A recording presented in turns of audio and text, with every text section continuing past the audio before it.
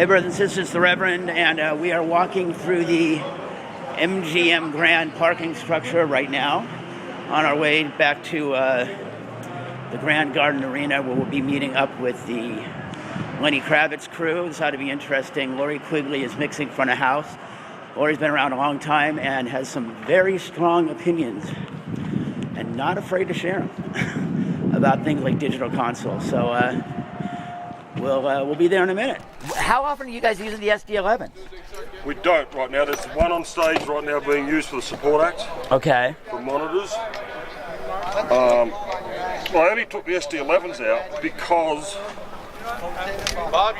obviously use the 7s all the time on front of house and monitors. Right. We went out to do a press tour. Right. And it was just too big? Well, we actually physically went and did it. Funny.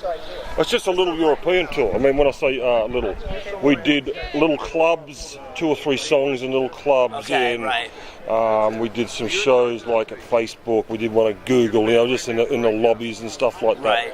Where all we needed was 32 channels. Right. So it was just a perfect little board to throw under your arm, sort of thing, and take the thing in and do it and piss off. It was absolutely magical. So, and they sound great. And they've got basically all the same processing as here. It's a little strange having this little brother out. Oh yeah. Because that's what it felt like. But right. Well, because they're tiny. They are.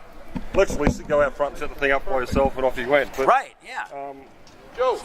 They did a good job. Well, I think when I saw it, I thought it was brilliant because it allows you to have everything that you've got in a big arena show and take it out someplace else and not have to worry about where am I going to put it and all the associated bull crap. It did the job exactly what I wanted it to do, and I have no complaints whatsoever about it. Because the only thing that might have got upset by using it was my ego, because how small the bloke it worked fine. I mean, it really did do the job. We've still got one on stage right now for monitors. There's 32 in and 16 out, and that's for the support bands. It's fantastic. And that's all you need. I did carry one for the support band out here. This particular support band we've got bought their own profile with it. Okay. Which is their prerogative. I don't like that board. Yeah, we can talk about that a little. I saw the quotes that you'd sent over to Diane was in the email, and to me it's totally subjective. Everybody's got their thing, but I loved what you said about let's just talk about which one you plug in and it sounds like a soundboard. Well, it's just I'm adamant about that. I mean, don't take me wrong. I'm not trying to say that I'm more knowledgeable or anything else than anybody else, but before you start selecting what you are and aren't going to use, plug a microphone into it. That's all I ask people. People always come up to me and go, "Oh man, how about the plugins?" What fucking plugins? Why are you telling me that a rock show like this needs to have 100 plugins?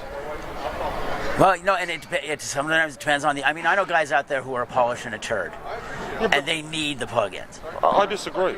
Oh, really? I really disagree. If you put the right, my main job every day is to put a sound system into a building, tune that sound system so it sounds very, very similar every night of the week. Right. That is my job. Right. After that, you put the right microphone in the right place and let it breathe. You don't need all this rubbish. What about the guys who can't play?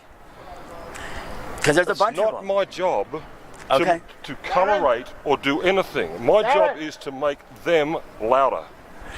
And that's my job. No, it's called sound reinforcement for a reason. And there's so many people, unfortunately, have lost track of what the definition of their job is. That's a really good way to put it. My job as a sound man is to make sure everyone that comes to this show tonight hears him as close to the record sound as possible. A lighting person's job is to light the band. My job is to make the band louder or to be heard. And I think far too many people in this industry have totally lost track of the definition of their job. They think they're bigger or better than the rock star. They think that the light show is the whole fucking show. It's not. People come in, people come here to hear the vocalist. I mean, above anything else that goes on a daily basis, if the audience cannot sing along with the vocalist, then you failed. You failed. Yeah. Miserably. I don't give a fuck if you've got the greatest kick drum sound of all time. If the little girl in the front row can't hear the vocalist, you haven't done your job.